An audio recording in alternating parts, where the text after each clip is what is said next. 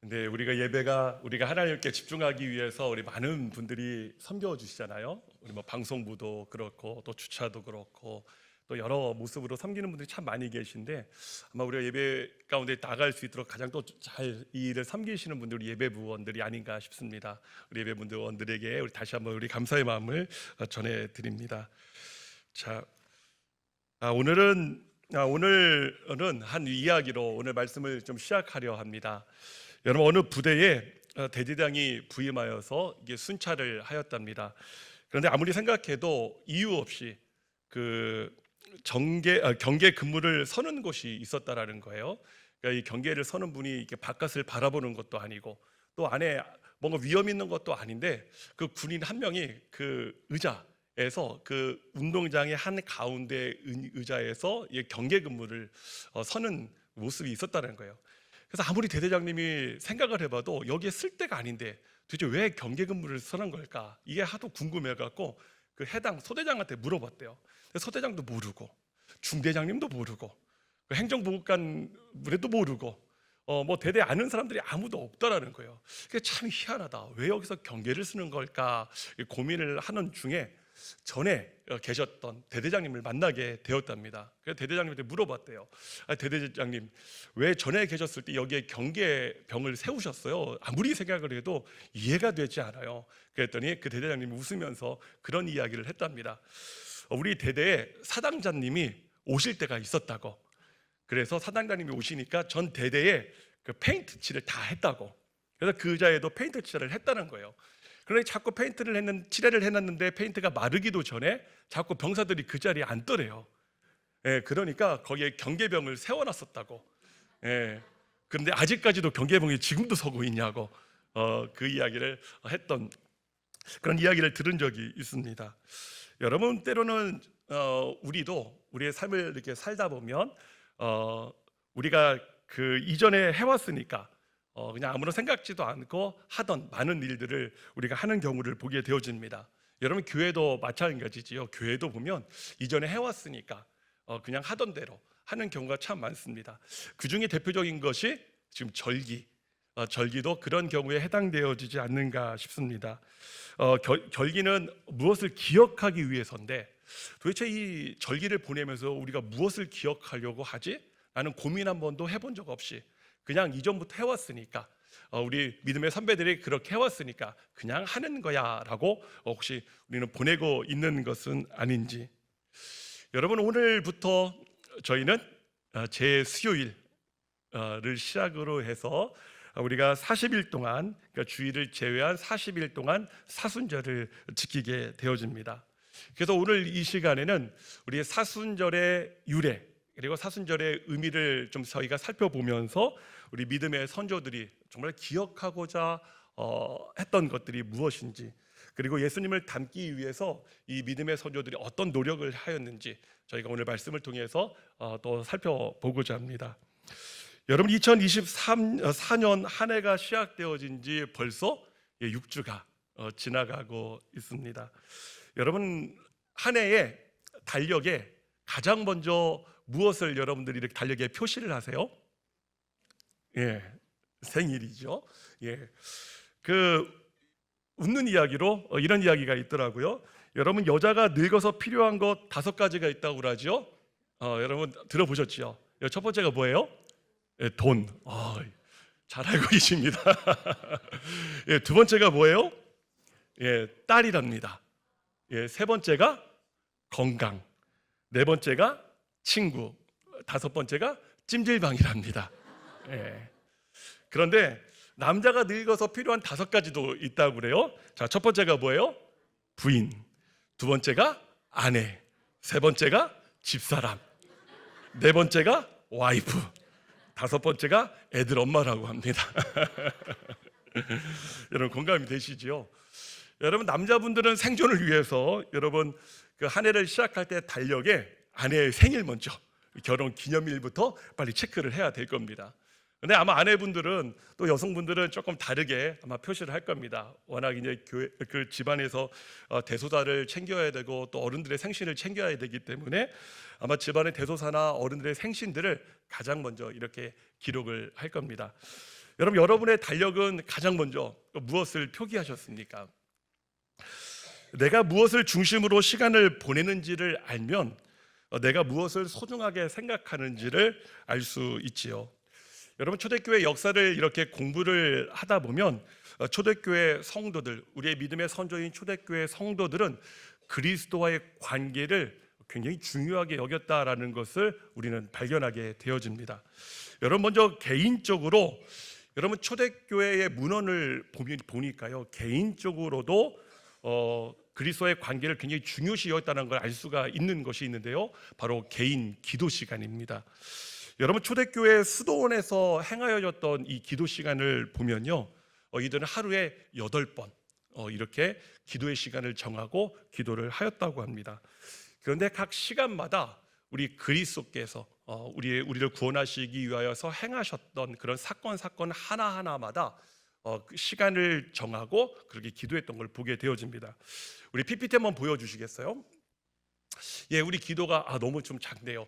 우리 기도 시간을 보면요, 이렇게 8번의 기도 시간이 있었는데요, 동트기 전 여명 기도가 있었고요, 또 이른 아침 기도 6시에 예수님께 채찍을 맞으셨던 것을 기억하기 위해서 오전 6시에, 그리고 제3시 오전 9시에는 우리 주님이 십자가에 달리신 것을 기억하면서, 그리고 제6시 12시에는 휘장이 갈라지고 어둠이 임한 것을 기억하면서, 또 제9시 오후 3시에는 주님이 돌아가심, 옆구리에서 피와 물이 나온 것을 기념하면서, 그리고 저녁 기도, 취침 기도, 그리고 자다가도 중간에 한번 일어나서 꿈에서도 죄를 짓지 않기를 소망하는 마음으로 기도를 했던 한밤중 기도까지, 이렇게 8번의 시간에 거쳐서 이렇게 기도 시간을 가졌다고 합니다. 여러분, 이뿐만이 아닙니다. 교회의 모습 속에서도 우리 초대교회가 그리스도를 중심으로 이렇게 지내왔다는 걸 알 수가 있는데요, 여러분, 초대교회 교회력을 보면 알 수가 있습니다. 여러분, 초대교회 교회력을 보면 부활절과 성탄절, 이 두 절기를 가장 중요한 절기로 기준을 삼아서 이렇게 지내왔습니다. 교회는 교회력을 통해서 하나님께서 우리에게 오신 그 기쁜 이야기, 그리고 하나님께서 이루신 그 구원의 이야기를 잊지 않으려고 그 노력을 이렇게 절기를 통해서 해왔습니다. 자, 먼저 우리가 사순절의 유래와 의미를 살펴보면요, 여러분, 이 사순절은 사실 우리가 알고 있는 사순절은 사실 지금 우리가 알고 있는 의미와 조금 다릅니다. 사실 사순절의 첫 번째 의미는 원래 세례받는 자들이 이 준비하기 위한, 그 세례를 받기 위해서 준비하기 위한 기간이 사순절이었습니다. 여러분, 부활절은 마치 유대인들이 그 애굽에서 탈출되어져서 해방된 것처럼 우리 그리스도인들은 예수 그리스도를 통해서 죄와 죽음에서 해방되어졌다라는 것을 부활절을 통해서 강조를 해왔습니다. 그러다 보니까 여러분, 4세기가 좀 넘어서부터 이 초대교회는 언제 이 세례식을 했냐면 바로 죄와 사망에서 이게 자유하게 해방되어진 날을 기념하는 바로 부활절의 세례식이 행하여졌습니다. 여러분, 그러다 보니까 여러분, 부활절을 중심으로 해서 앞에 사주간 사순절이 있잖아요. 그리고 부활절 이후에 오순절을 이렇게 부활을 중심으로 해서 절기가 이루어지는 것을 보게 되어지는데요, 여러분, 4하고 5, 여러분 4하고 5는 숫자를 의미합니다. 여러분, PPT 한번 보여주실까요? 4하고 5는 죄송합니다. 우리 숫자를 의미를 하고 열흘 순해서 순자는 열흘을 의미합니다. 그러니까 사순절이라는 말은 4번의 열흘, 그러니까 40일을 의미를 하는 거지요. 그래서 앞에서 언급하였듯이 그러니까 부활절 때는 세례를 받기에 가장 중요한 절기였고, 이 초대교회는 자연스럽게 이 부활절에 그러니까 사순절에 이 부활절에 받는 세례를 준비하는 이 세례를 받는 사람들이 준비하는 기간이 바로 사순절이었다는 것을 보게 되어집니다.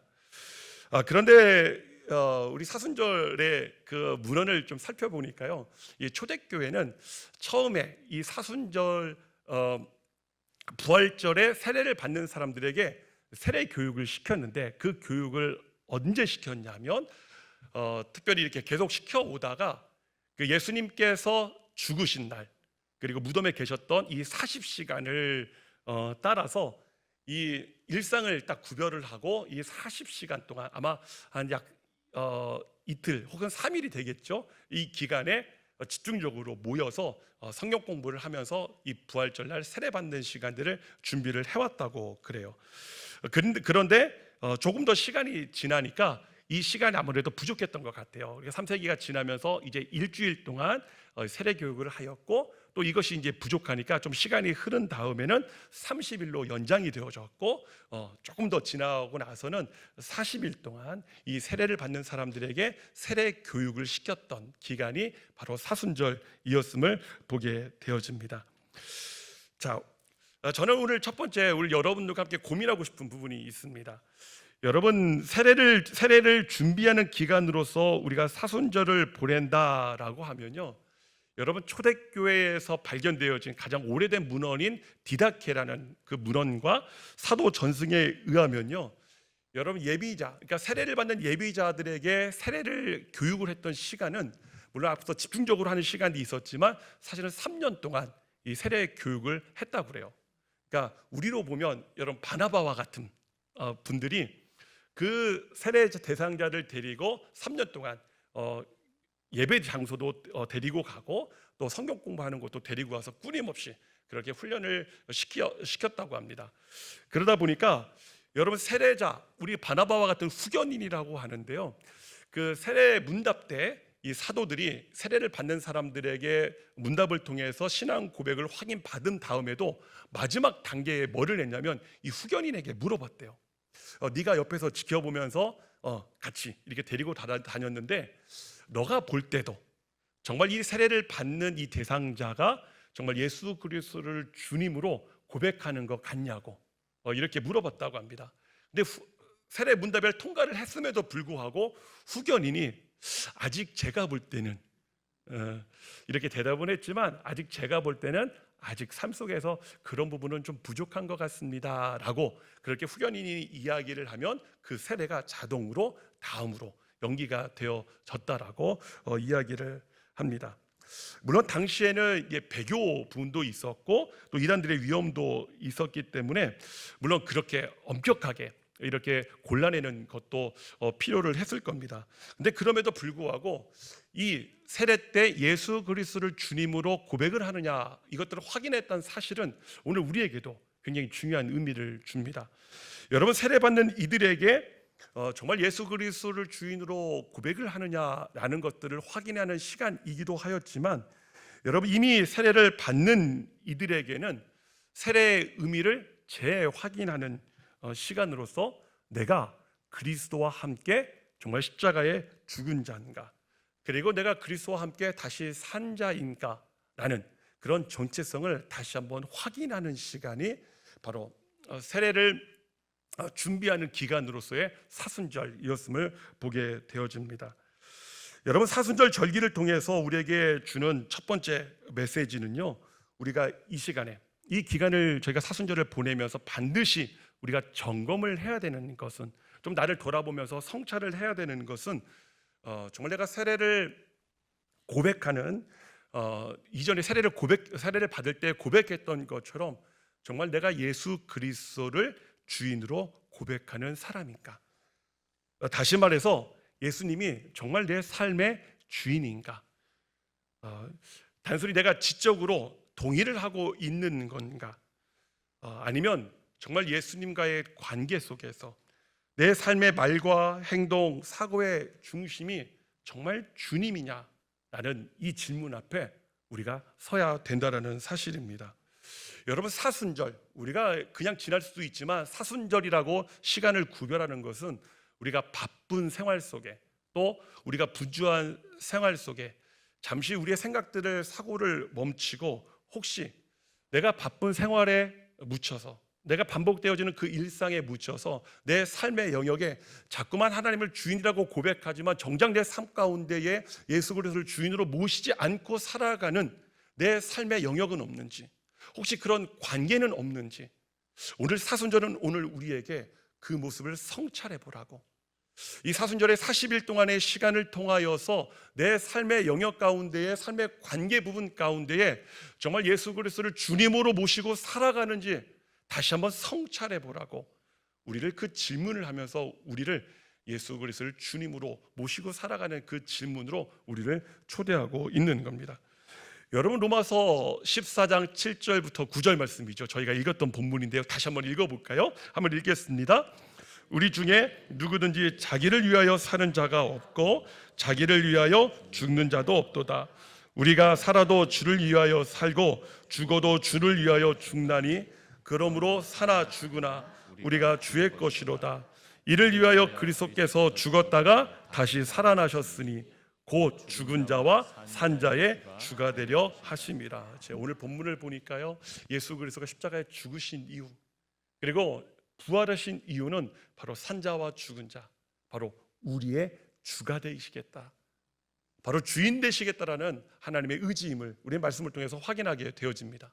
저는 이 말씀을 볼 때마다 생각나는 추억이 하나 있습니다. 저는 ROTC 과정을 통해서 장교로 임관을 했습니다. 제가 이제 훈련 후보생 시절 때요, 저희가 훈련을 받은 적이 있습니다. 제가 근데 그때 어떤 사건인지 구체적으로 기억이 나지 않지만 우리 훈육관님, 저희를 가르치는 훈육관님을 통하여서 저희 내무실에 있던 우리 동기들이 다 같이 얼차례를 받은 적이 있습니다. 다 엎드려 뻗쳐 해갖고 저희가 굉장히 오랜 시간 엎드려서 이렇게 벌을 받은 적이 있습니다.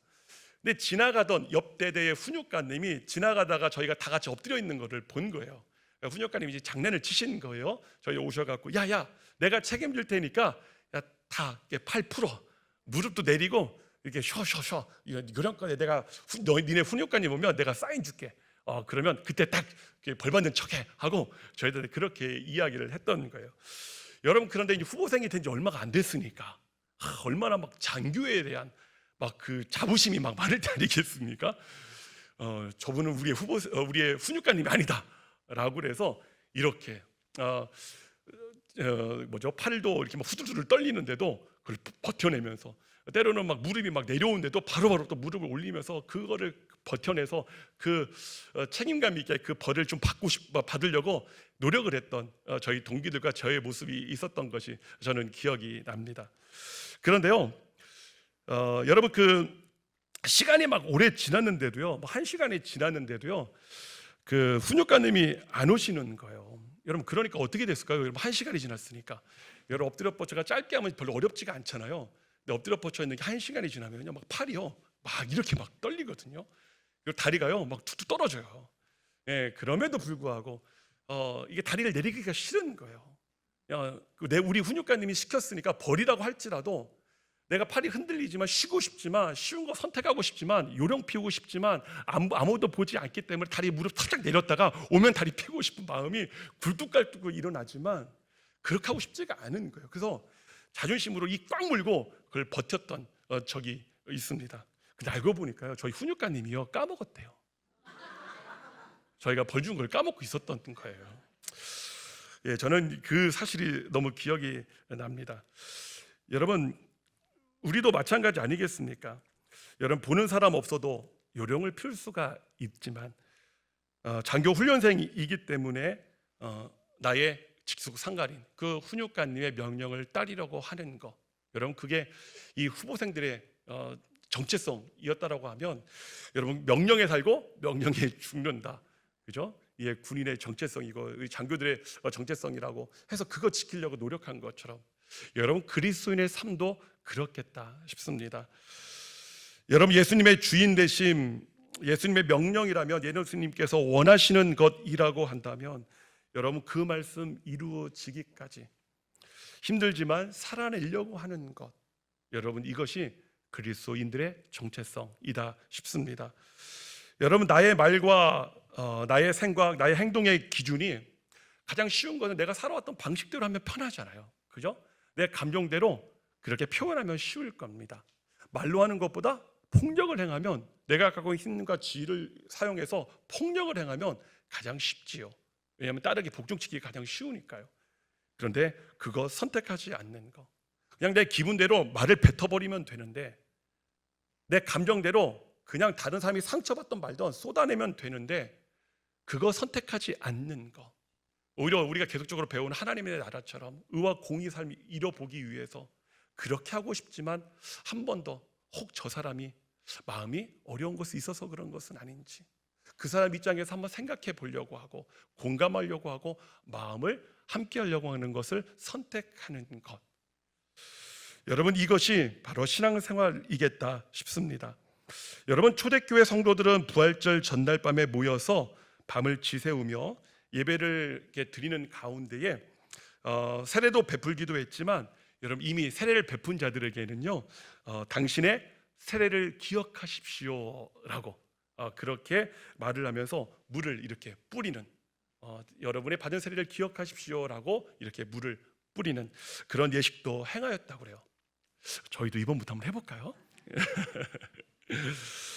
예, 이처럼 우리 사순절을 통해서 우리 초대교회 성도들, 우리의 믿음의 선조들은 정말 내 삶 가운데에 바로 예수 그리스도가 주님이신지 그 세례의 의미를 기억하고자 노력했던 것을 우리는 보게 되어집니다. 여러분, 그래서 사순절이 우리에게 묻는 첫 번째 질문은 바로 예수님이 여러분의 주인이십니까? 여러분은 예수님이 모든 삶의 주인이십니까? 아니면 지적으로 동의만 했을 뿐 예수님께서 내 삶에 전혀 영향력을 미치는 분으로 여러분 예수님을 이렇게 밀어두고 계시지는 않으십니까? 라고 사순절은 오늘 우리에게 절기를 통해서 묻고 있는 겁니다. 여러분, 두 번째 사순절의 의미는요, 우리가 지금 지키고 있는 개인의 경건과 회개의 시간으로서의 사순절입니다. 여러분, 사실 우리는 사순절하면 왠지 참회하고 회개한다고 생각을 하잖아요. 그래서 우리 보라색, 이 보라색은 사실은 우리 대림절과 좀 다릅니다. 대림절은 조금 밝은 보라색이에요. 그건 기다림의 의미가 있는 거고요. 이 짙은 보라색은 사실 참회의 의미가 담겨져 있는 겁니다. 근데 왜 사순절이 우리가 아까 세례를 준비하는 기간으로서의 사순절이었는데 이것이 왜 참회를 또 회개의 의미를 상징하는 사순절이 되어졌냐라면요, 시간이 흘러가면서 교회 역사 가운데 여러분 세례를 이제 누구에게 허용을 했냐면 유아들에게 유아 세례를 허용을 했던 겁니다. 그러다 보니까 세례를 받는 사람들이 줄어들게 되어진 거예요. 그러다 보니까 이제 이 세례를 준비하는 기간으로서의 사순절보다는 바로 예수님의 희생, 예수님의 사랑을 기억하기 위한 이 사순절로 이렇게 조금 더 변해오게 되었습니다. 여러분, 초대교회에 보면 참회자의 화해라는 시간이 있었습니다. 여러분, 초대교회 교인들은요 고난 주간의 이 시간을 통하여서 예수님께서 십자가에 돌아가시기 전에 그 목요일 밤에 제자들에게 성찬식과 세족식을 베풀어 주신 것처럼, 그러면서 예수님께서 서로 사랑하라라고 명령을 하신 것처럼 교회에서 출교당한 사람들을 이렇게 모아서 그 모든 사람들 앞에서 그 회중에게 자신의 죄를 회개하고 용서를 구하는 그런 시간들을 가졌다고 합니다. 그래서 여러분, 참회자의 회개는요, 교회가 앞서 말씀드린 것처럼 부활절날 유아 세례로 인하여 성인 세례자들이 줄어드니까 이제는 어떤 의미가 더 강해졌냐면 사순절에 이렇게 출교당한 사람들이 이 앞에 와서 회개를 하고 참회했던 그런 시간들이 더욱더 강해져 왔던, 그렇게 의미가 흘러왔던 겁니다. 여러분, 사순절을 보내면서 오는 이 역사적 흐름 속에서 우리는 두 가지 또 우리에게 적용해 볼 만한 사실들을 발견하게 되어집니다. 여러분, 첫 번째는요, 여러분 이 사순절을 통해서 이런 질문 한번 하나님께 던져봤으면 좋겠어요. 하나님, 제가 이 사순절을 지나면서 하나님, 제가 용서를 구해야 될 제 잘못을 가지고 혹시 우리 공동체 지체들, 혹시 우리 가족들에게 용서를 구할 대상은 없는지, 우리 사순절을 지나면서 하나님께 한번 그 질문을 던져봤으면 좋겠습니다. 그리고 두 번째는요, 여러분 당시 참회자들의 회개가 우리 출교를 당한 이들, 혹시 공동체의 잘못을 범한 사람들이 사실은 이렇게 회개를 하고 용서를 구했다고 했잖아요. 근데 여러분, 교회 공동체가 했던 것이 뭐였어요? 교회 공동체가, 그러니까 출교를 당한 사람들은 이 앞에 나와서 잘못을 했습니다라고 뉘우치고 회개를 했지만, 여러분 교회 공동체는 어떤 일을 했을까요? 그 사람들을 받아주고 용서하는 시간들을 가졌죠. 여러분 생각을 한번 해보십시오. 여러분 교회에서 출교를 당한 사람들이요, 여러분 조금 잘못을 하면 출교를 시킬까요? 그러지 않아요. 출교를 당했다라는 것은 굉장히 심각한 문제를, 아니면 심각한 피해를 교회 공동체 가운데 끼쳤던 사람일 겁니다. 여러분 그런데요, 여러분 다른 사람은 쉬울지 몰라도요, 그 사람 때문에 피해를 입은 사람은요, 여러분 아무리 저희로 말하면 당회가, 우리 이번에 배교했던 사람들, 우리에게 굉장히 어려움 때문에 출교를 당한 사람들을 오늘 이 자리에 와서, 오늘 우리가 사순절 마지막 주에 목요일 밤에 우리 예수님이 가르친 것처럼 서로 사랑하는 것처럼 우리가 그 시간을 갖겠습니다라고 할 때요, 여러분 모든 사람들은 그렇게 하죠라고 말할 수 있지만, 만약에 그 사람 때문에 정말 여러분이 정말 가족에 심각한 피해를 입고 여러분의 재정적인 문제에 어려움을 겪고요, 힘든 일을 겪은 분들은요, 여러분 그분 이름만 들어도요, 여러분 치가 떨릴 거요. 여러분 용서가 되시겠습니까? 여러분 쉽지 않을 겁니다. 그런데요, 그 초대교회 성도들은요, 예수님께서 내 삶의 주인 되신다는 것을 무엇으로 증명하려고 노력했냐면, 그 용서하기 힘든 사람, 받아들이기 힘든 사람을 그 사순절 화해의 참회자의 화해의 시간을 통해서 그들을 받아주고 용서함을 통해서 예수 그리스도가 내 삶의 주인이신 것을 증명하기 위한 그런 어려운 씨름들을 했다는 것을 우리는 문을 통해서 발견하게 되어집니다. 여러분 카타콤의 순교자라는 책이 있습니다. 지금은 이게 절판이 돼서 나오지 않는데요, 제가 참 이 책을 읽고 많은 생각들을 했던, 나는 그리스도인입니다라는 이 고백이 얼마나 참 무겁고 이게 쉬운 고백이 아니었다라는 것을 저는 이 책을 보면서 한번 깨달은 적이 있었는데요, 여기에 보면 그 당시 초대교회 성도들을 잡아서 사자굴에 사자 그 회중이 잡아서 사자들이 있는 곳에 경기장에 잡아놓았던 사람, 그리고 화형에 처했던 그 장교가 그 그리스도인들을 잡아 죽이기 위해서 쫓아다니다가 나중에 그들의 삶을 통해서 회심하고 그 공동체에 이렇게 들어가는 그런 모습이 나옵니다. 그런데 놀랍게요, 여러분 초대교회 사람들이요, 그 장교를 받아줘요. 여러분 생각을 해보세요. 여러분 더 쉬운 예로요, 제가요 장교였다고 한번 해볼게요. 제가 저 때문에 여러분의 사랑하는 남편이요 사자들에 잡혀 먹였어요. 많은 사람들이 보는 앞에서. 여러분 저 때문에요, 여러분의 사랑하는 자녀가요 사자들에 의해서 팔 다리가 다 찢겼어요. 여러분 저 때문에요, 여러분의 사랑하는 부모님이요 여러분 화형이 됐다고 한번 생각을 해보세요. 여러분 제가요 그동안 제가 잘못을 했다는 걸 이제 깨달았다고, 제가 이제 그리스도인으로 살아가겠다고, 제가 예수님을 몰라서 그랬다고 하면서 여러분의 눈물로 회개한다고 해서요, 여러분 저를 그렇게 쉽게 받아들일 수 있으시겠어요? 아마 당회가 왜 그 사람 받아들였냐고, 뭘 믿고 받아들였냐고 아마 장로님들 멱살 잡고군요 흔드실 정도로 쉽지 않은 그런 어려운 결정이었을 겁니다. 그런데 초대교회 사람들은요, 예수님께서 서로 사랑하셨다는 그 말씀 구절을 이루기 위해서요, 그 힘든 씨름, 그 받아들이기 어려운 그 사람을 받아들이는 그 어려운 씨름을 하였다는 것을 여러분 보게 되어집니다. 여러분 초대교회 성도뿐만인가요? 여러분이 잘 알고 계시는 우리나라의 믿음의 신앙의 선조 있죠. 우리 여러분이 잘 아는 그 손양원 목사님, 그죠? 사랑의 원자탄이라고 하는 손양원 목사님의 예도 그렇죠. 손양원 목사님들이 수감되어졌을 때 몇 가지 중요한 예가 있지만 거기서 한 두 가지 예를 들면요, 손양원 목사님께서 옥에 갇혀 계실 때에 한 실명 위기까지 왔다고 그러죠. 5년 동안 그 굉장히 좋지 않은 열악한 그 감옥에 계실 때에, 그때 이의 신앙을 좀 개종을 하려고 불교 관련 책을 강제로 읽고 감상문을 쓰게도 하고, 심지어는 일본 스님을 시켜서 그가 불교 신자로 바꾸도록 설득시키도록 이게 노력을 했다라고 합니다. 그런데 아무리 이렇게 종교 담론을 했는데도 불구하고 손양원 목사님이 넘어오지 않고, 오히려 손양원 목사님이 반론을 할 때마다 이 스님이 할 말을 잃어버리니까 나중에는 이 분노가 차서 고래고래 막 소리를 지르고 이 손양원 목사님의 얼굴을 막 때렸다고 합니다. 근데 손양원 목사님이 반응했던 모습이 참 우리에게 많은 도전을 줍니다. 근데 손양원 목사님이 이런 고백을 했다고 그래요. 오히려 제가 믿는 하나님께서는 원수가 내 오른쪽 뺨을 치거든 왼쪽 뺨도 내어주라고 하셨습니다. 자, 그러니 이쪽 뺨도 치십시오.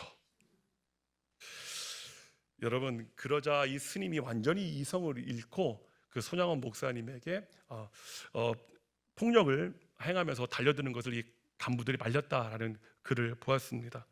여러분, 그 상황 속에 예수님 말씀 하나 지키려고 여러분 그 상황에 뺨을 돌려대는 거, 여러분 그게 쉬운 일이겠습니까?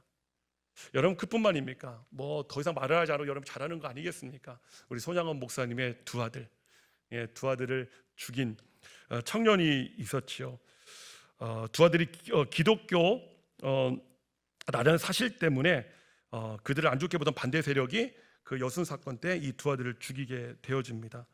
그런데 그 예영원에 있는 분들, 손양 목사님이 그 한센병 환자들을 섬겼잖아요. 그 예영원에 있는 분들하고 마을 사람들이 그 두 아들을 죽였다는 것 때문에 막 분노하고 있었을 때, 그 딸, 그 손동희 권사님의 회고록에 보면요, 이런 글이 나와요.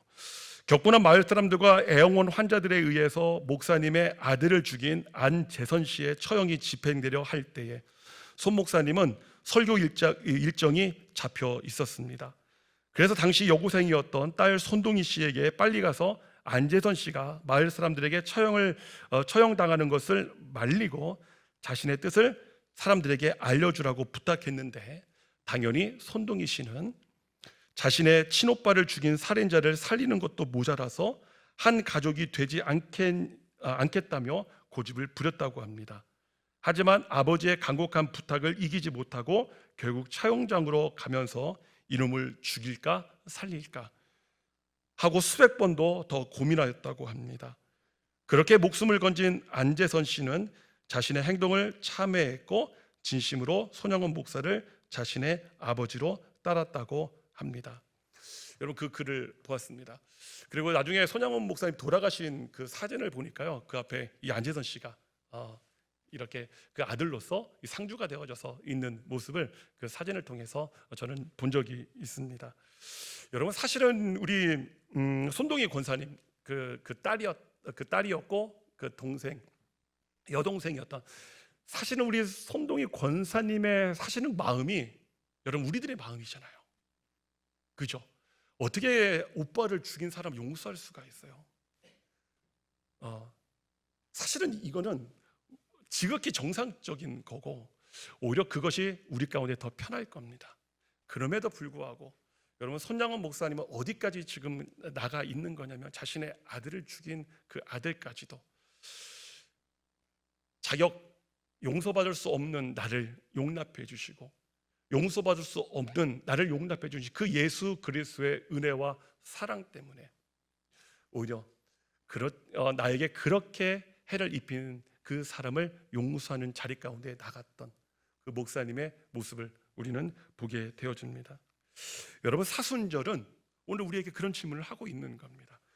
여러분, 우리가 용서해야 되고 용납해야 될 대상은 누구입니까? 여러분, 가깝게 여러분의 배우자이십니까? 아니면 그동안 우리를 너무나 어렵게 만들고 있는 여러분의 형제입니까? 혹은 부모님이십니까? 아니면 자녀입니까? 아니면 교회 공동체 안에서 나를 힘들게 한 또 누구입니까?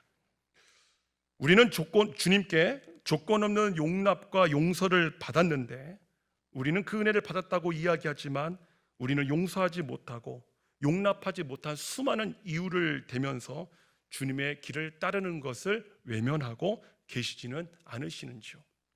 여러분, 용서하지 못하고 많은 이유를 대는 것, 그리고 주님의 길을 따르는 것을 외면하는 것, 여러분 잘못된 것이 아니라 지극히 당연한 겁니다.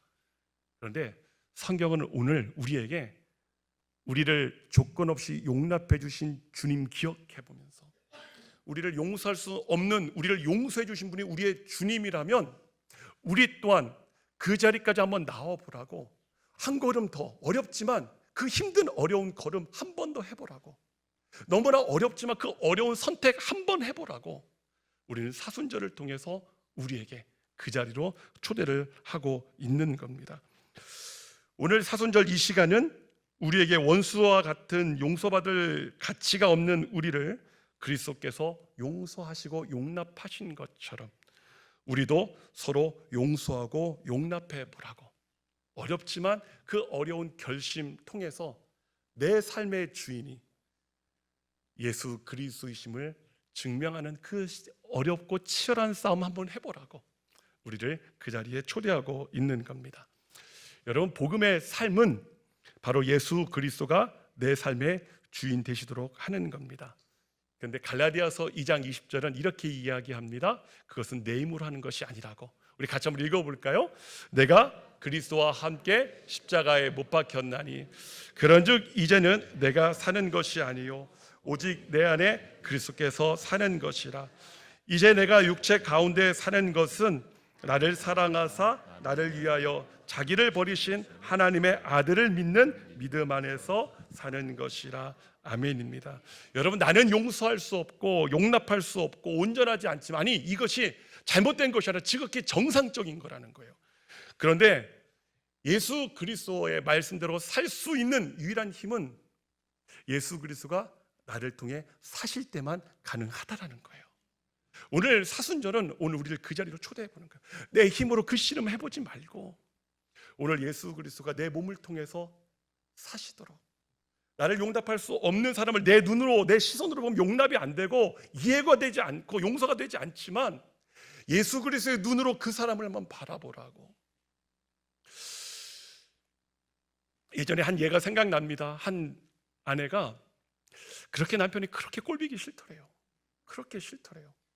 그래서 한 번만 더 그러면 내가 짐 싸고 나가겠다고 했는데 그 남편이 또 그 일을 한 거예요. 그러니까 아내가 짐을 싸갖고 나갔더래요. 나간 곳이 어디였냐면 교회였던 거예요. 갈 데가 없으니까.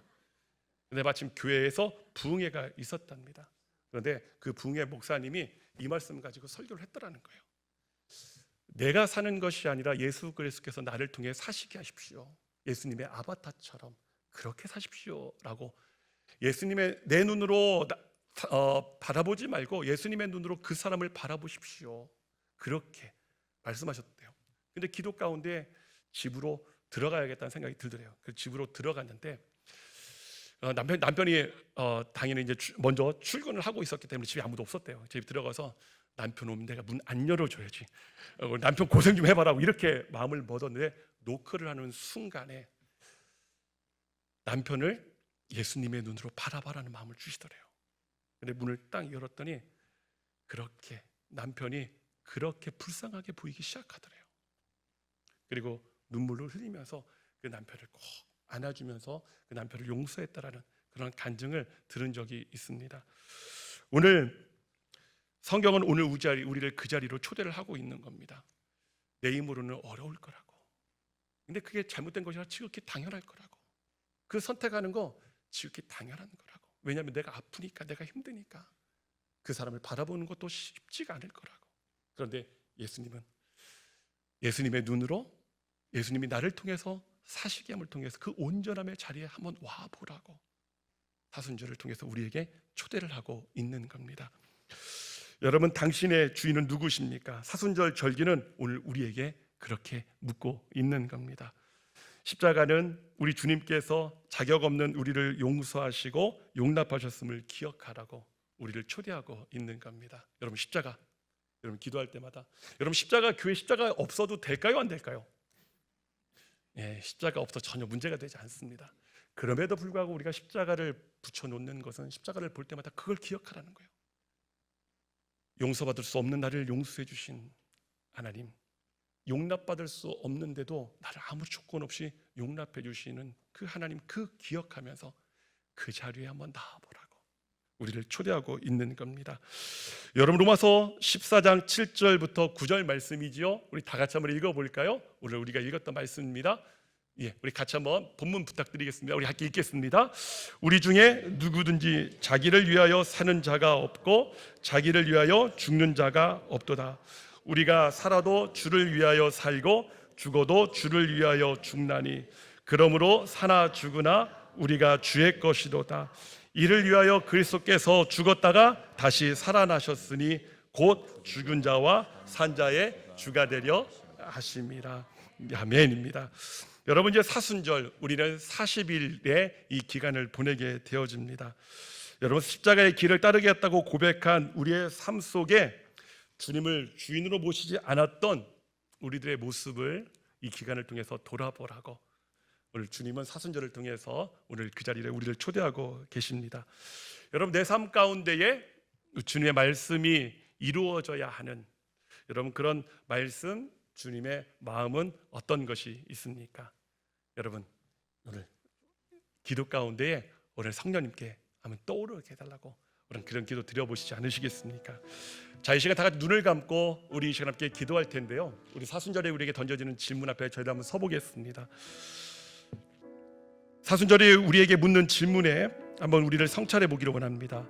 아직 나의 삶의 영역에 혹은 관계 속에 하나님께서 주인되지 않는 부분은 혹시 없는지, 그리고 혹 내가 먼저 찾아가 용서를 구하고 잘못을 뉘우칠 사람은 없는지, 그리고 내가 용서하고 용납해야 하는 사람은 없는지, 그리고 마지막으로 하나님의 말씀에 우리가 순종해야 될, 그것이 부담스럽고 어렵고 힘들지만 하나님께서 계속 내 양심 가운데 부담감을 주시고 말씀으로 말씀해 주시는데도 불구하고 내가 계속 거부하고 핑계대고 있는 부분은 없는지, 오늘 이 시간 우리 성령님의 도우심을 구하면서, 성령님, 이번 사순절에는 말씀에 순종함으로써 하나님께서 내 삶의 주인 되심을 하나님 고백할 수 있는 시간 되게 하여 주시옵소서라고, 예수님이 나를 통해서 사실 수 있는 또 그런 기회가 되어지는 귀한 시간 되게 하여 주시옵소서라고, 여러분, 그런 기도 한번 올려드리지 않으시겠습니까? 여러분, 정 어려우신 분들이 계시면 오늘 성령님께 도움을 구했으면 좋겠습니다. 성령님, 이 시간 나를 다스려 주시옵소서라고, 오늘 이 시간 이 기도 제목들을 가지고 우리 함께 우리 기도의 자리로 나가겠습니다. 함께 기도하겠습니다.